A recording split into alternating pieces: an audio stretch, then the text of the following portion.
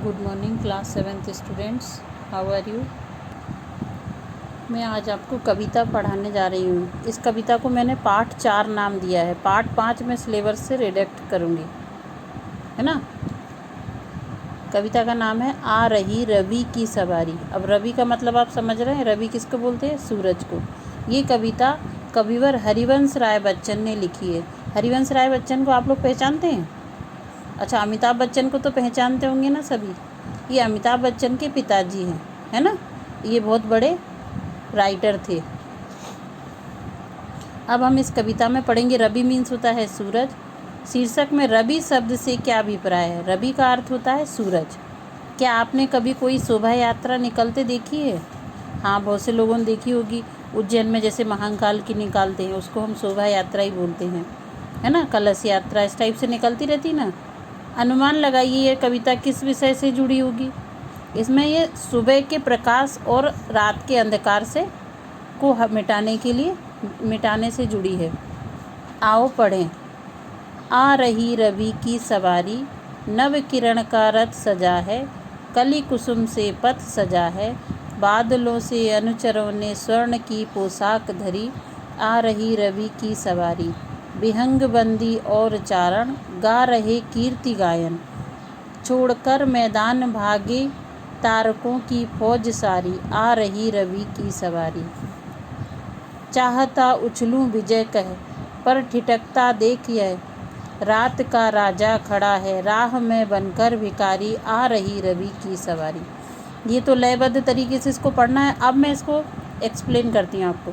आ रही रवि की सवारी मतलब दिन के राजा सूर्य की सवारी आ रही है। नव किरण का रथ सजा है, राजा का रथ नई किरणों से सजा हुआ है। कली कुसुम से पथ सजा है, पथ में फूल और कलियां बिछी हुई हैं।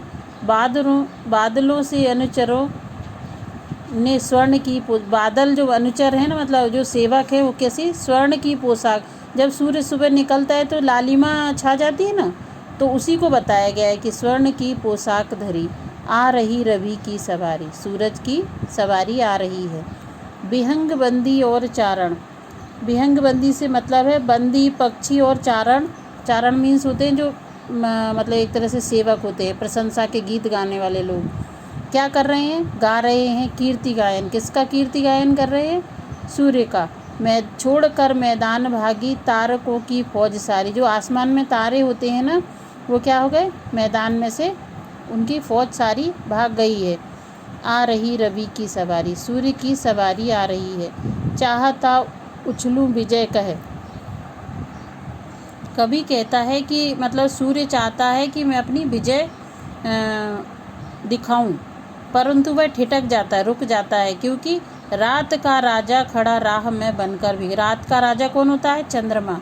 तो रास्ते में कैसा खड़ा है? भिखारी बनकर। आ रही रवि की सवारी। अब हम डॉक्टर हरिवंश राय बच्चन के बारे में जान लेते हैं, जो कि इस कविता के राइटर हैं। कविवर हरिवंश राय बच्चन का जन्म 27 नवंबर 1907 को इलाहाबाद के पास प्रतापगढ़ जिले के एक छोटे से गांव बाबूपट्टी में हुआ था। बच्चन इलाहाबाद विश्वविद्यालय से स्नातकोत्तर अंग्रेजी साहित्य में करने के उपरांत उसी विश्वविद्यालय में प्रवक्ता बन गए।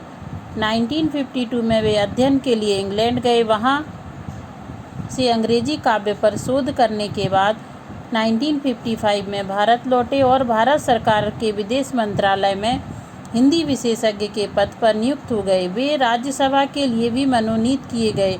उन्हें पद्म भूषण की उपाधि से भी सम्मानित किया गया। उन्हें 1968 में साहित्य अकादमी पुरस्कार भी दिया गया। 18 जनवरी